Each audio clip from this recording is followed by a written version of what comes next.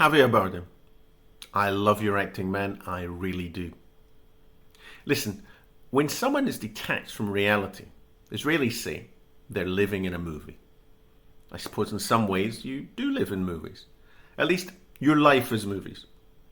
But here with this Gaza-Israel thing, it looks to me like you are indeed somewhat detached from reality. I saw you the other night at the Emmys. You arrived adorned in your designer Keffiyeh, which looked great, by the way. You were denouncing the genocide in Gaza and calling for a host of measures against Israel. Boy, you know how to deliver a line. You were very convincing. Straight out of the gate, this didn't start on October 7th, this started in 1948. Nice.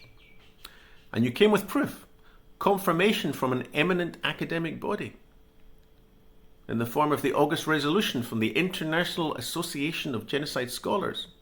You said, and I quote, who studied thoroughly the word genocide, the concept genocide, called what is going on in Gaza today a genocide.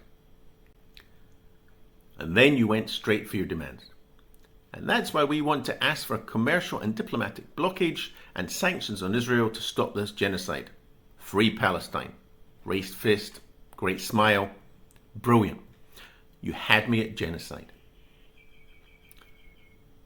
But Javier, you see, Israel, Gaza, the Middle East, they're no countries for old men to tell tall tales.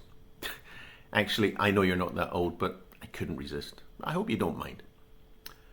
But you should have checked your script, researched your character. Your agent should have advised you better. The role of the useful idiot? That's not you. You see, your publicist didn't do his or her homework.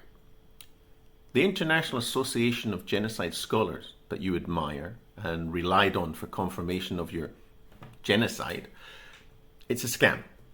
No academic requirements, no PhD, no published academic papers, no teaching positions. Anyone can join. With $30 on a credit card, you too can be a genocide scholar. If you want, I can send you the link. Check it out. Javier, they are full of shit, and they made you look a fool. You've been conned. Hey, it can happen to the best of us. Importantly, there is no genocide in Gaza. There is a war, a brutal, costly, ugly war, which, by the way, could end immediately. Could have ended at any time in the past 2 years if Hamas released all the hostages and laid down arms. You remember Hamas, don't you? You know, October 7th, when they raped, mutilated, immolated, and slaughtered over 1,200, and kidnapped a further 251, including a 9-month-old baby who they then choked to death with their bare hands, along with his 4-year-old brother and their mother. Why are you not standing on the red carpet demanding the release of the hostages and the surrender of Hamas? That would end this nightmare immediately. Oh, about your scarf. Sorry, your keffiyeh. It's not Palestinian. It's Iraqi. The name itself comes from the city of Kufa in Iraq. It was culturally appropriated by Yasser Arafat, Egyptian by the way, and his Fedayeen PLO terrorists. Even the red, green and black colours were appropriated from Jordan. Listen, you have every right to your opinion and to stand up for what you believe in. But do your fucking homework, man. Do your research. Stop swallowing and peddling the lies and the propaganda. Don't be a useful idiot. Don't incite hatred against Israel and Jews out of ignorance. Don't be that guy. But you and your Hollywood friends promoting the boycott of Israel and of Jews, that's just wrong. It's racist. It's a modern day McCarthyism. In case you weren't aware, around 90% of us Jews support Israel to one extent or another. At least half of us hate the current Israeli government, but we still love the country. Most of the guys you want to boycott hate the government more than I do.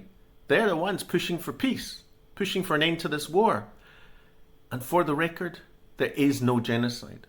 You're being badly advised, as I said.